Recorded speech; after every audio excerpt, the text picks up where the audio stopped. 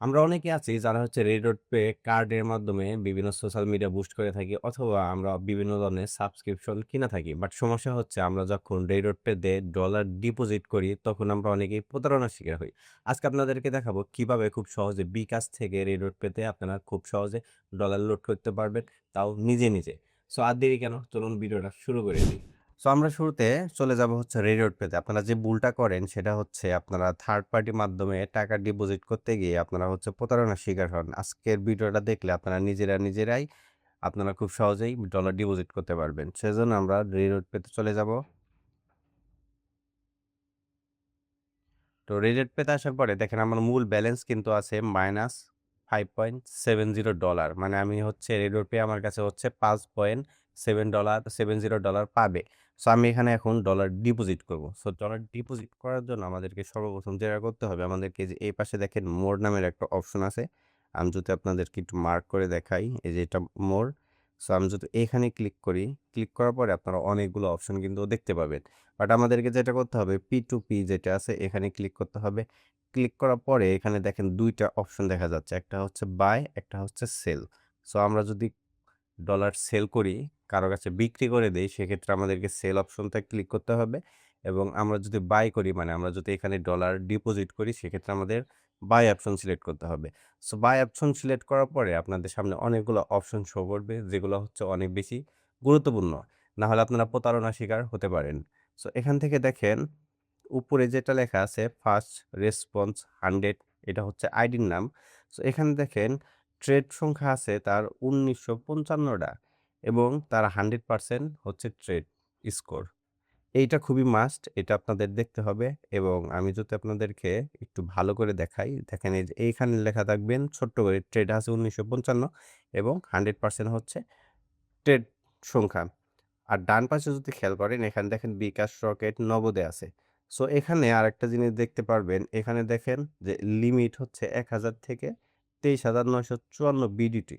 তার মানে হচ্ছে আপনার সর্বনিম্ন ৳১,০০০ লোড করতে হবে এবং সর্বোচ্চ হচ্ছে আপনার এখানে অনেক লোড করতে পারবেন, ৳২৩,০০,০০০ পর্যন্ত লোড করতে পারবেন। সো এটা হচ্ছে আপনার $১ পড়বে ৳১২৯.৯৯। তার মানে হচ্ছে আপনার প্রায় ৳১৩০ মতো। সো এখান থেকে আপনারা এভাবে দেখবেন। দেখার পরে এই যে নিচে আরেকটা দেখেন আপনাদের সতর্ক করার জন্য। ভিডিওটা বড় হবে বাট অনেক কার্যকরী হবে।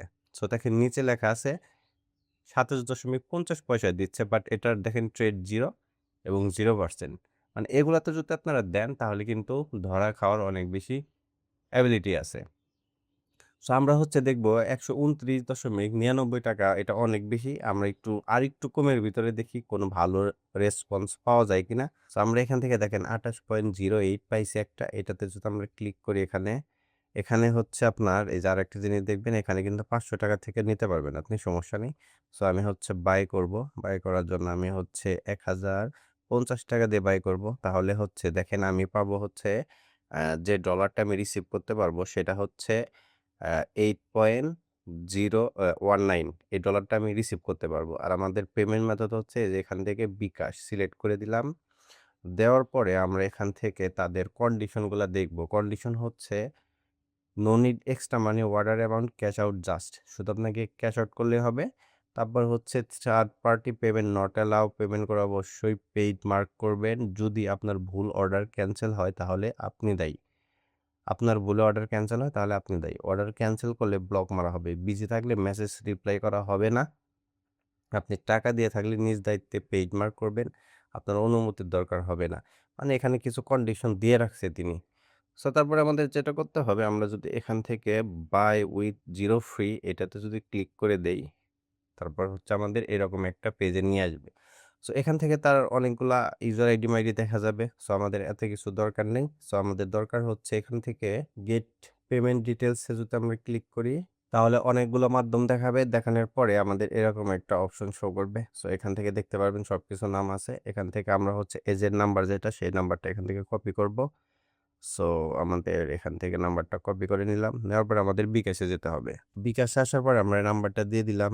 দিয়ে দেওয়ার পর আমাদের এখান থেকে ১,০৫০ এটাতে দিয়ে দিলাম। দিয়ে দেওয়ার পরে আমাদের এখান থেকে পাসওয়ার্ডটা দিয়ে দিতে হবে। ওকে, আমরা পেমেন্ট অলরেডি কমপ্লিট করে দিছি। এখন আমাদের এখান থেকে একটা স্ক্রিনশট রেখে দেব। যেহেতু সেলার চায় নাই কিন্তু বাট আমরা স্ক্রিনশটটা দিয়ে দেব।